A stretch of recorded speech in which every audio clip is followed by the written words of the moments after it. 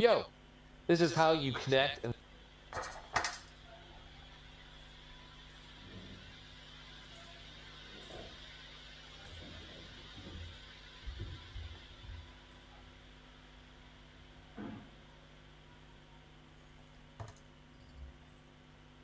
Yo, this is how you connect and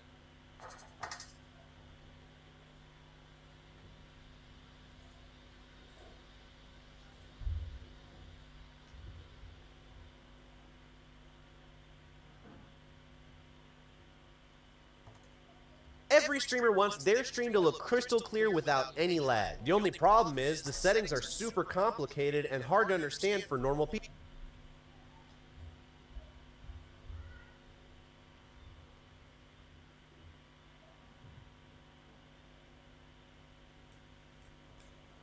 Every streamer wants their stream to look crystal clear without any lag. The only problem is the settings are super complicated and hard to understand for normal people.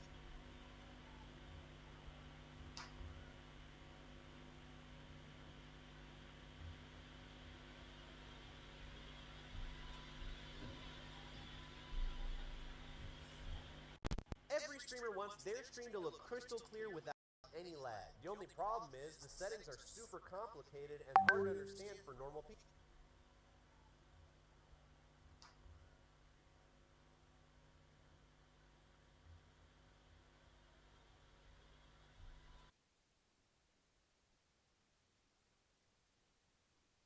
So that's why in this video, I'm going to reveal to you the best stream settings to use in OBS Studio that turned my stream from being a laggy PowerPoint presentation that had me looking like a Minecraft character to a nice, smooth, crystal clear professional stream. And the reason why most people don't get their streams to look this nice is because they don't know the exact settings to use. So whether this is your first time in OBS Studio or you've been streaming for a while, these settings will apply to anyone who wants the best video quality for their streams. First thing we need to do is open up OBS Studio. Duh, it's in the title. If you're wondering where I got this dope starting soon graphic, it's actually in my streamer starter pack, which is in the description below. But we want to go to the settings in the bottom right corner, so click on settings, and then we're going to actually skip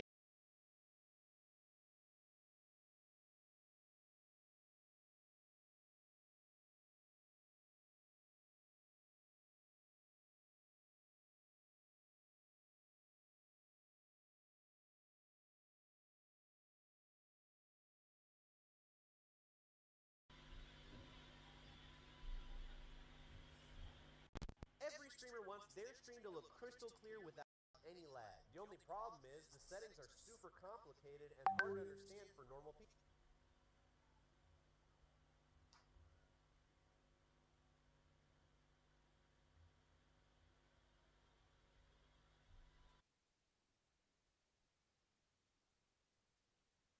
people. So that's why in this video, I'm going to reveal to you the best stream settings to use in OBS Studio that turned my stream from being a laggy PowerPoint presentation that had me looking like a Minecraft character to a nice, smooth, crystal clear professional stream. And the reason why most people don't get their streams to look this nice is because they don't know the exact settings to use. So whether this is your first time in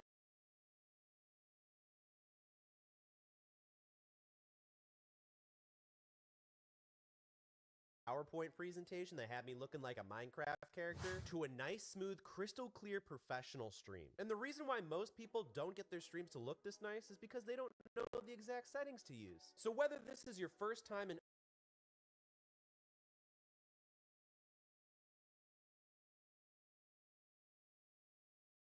PowerPoint presentation,